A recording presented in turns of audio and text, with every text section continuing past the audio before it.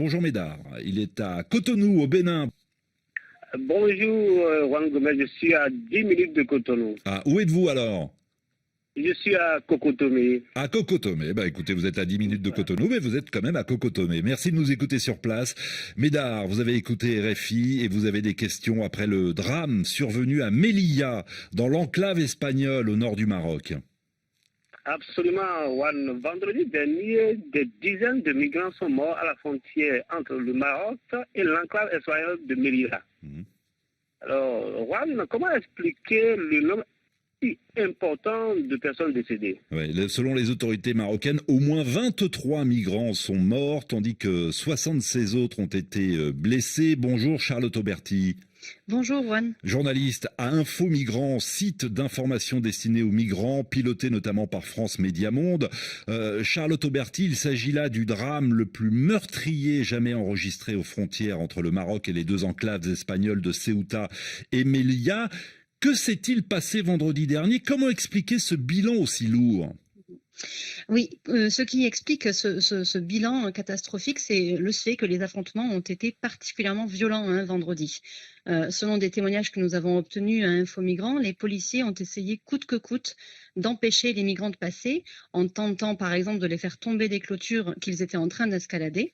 Nous avons pu parler avec Nader, un Soudanais de 30 ans, qui fait partie de ceux qui ont réussi à traverser la frontière et à passer à Melilla ce jour-là.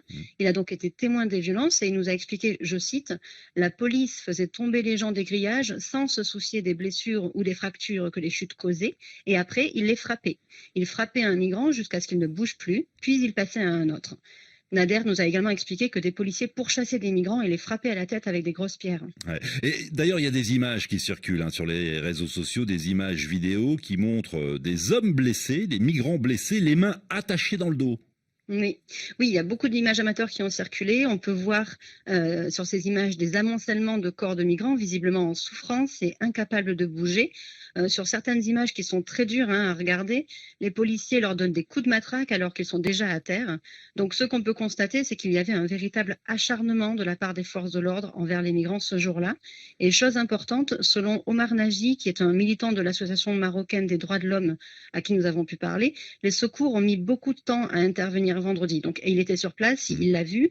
Certains blessés graves seraient restés pendant de longues heures au sol avant que l'aide n'arrive, alors même que les secours postés côté espagnol auraient pu intervenir. Comment expliquer ce déchaînement de violence? Alors, selon les experts, tout cela est en grande partie lié aux relations diplomatiques entre le Maroc et l'Espagne. Les deux pays ont signé en mars un accord de coopération en matière de sécurité. Parmi leurs priorités figure la lutte contre l'immigration illégale. Donc, en clair, selon cet accord, le Maroc doit enrayer les assauts des migrants à sa frontière avec Melilla, notamment, ce qu'il ne faisait pas complètement jusqu'à présent. Pour rappel, une brouille diplomatique entre les deux pays a torpillé les efforts en ce sens pendant près d'une année. Souvenez-vous, pour contrarier Madrid, le Maroc avait laissé passer 10 000 migrants à Ceuta en mai 2021.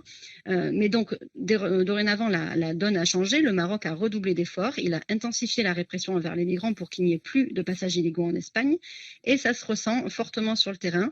Les milliers de migrants qui survivent dans les forêts proches de la frontière avec Melilla, en attendant de réussir à traverser, sont régulièrement délogés et subissent constamment ce qu'ils qualifient d'attaque. Le but est bien sûr de les décourager à passer.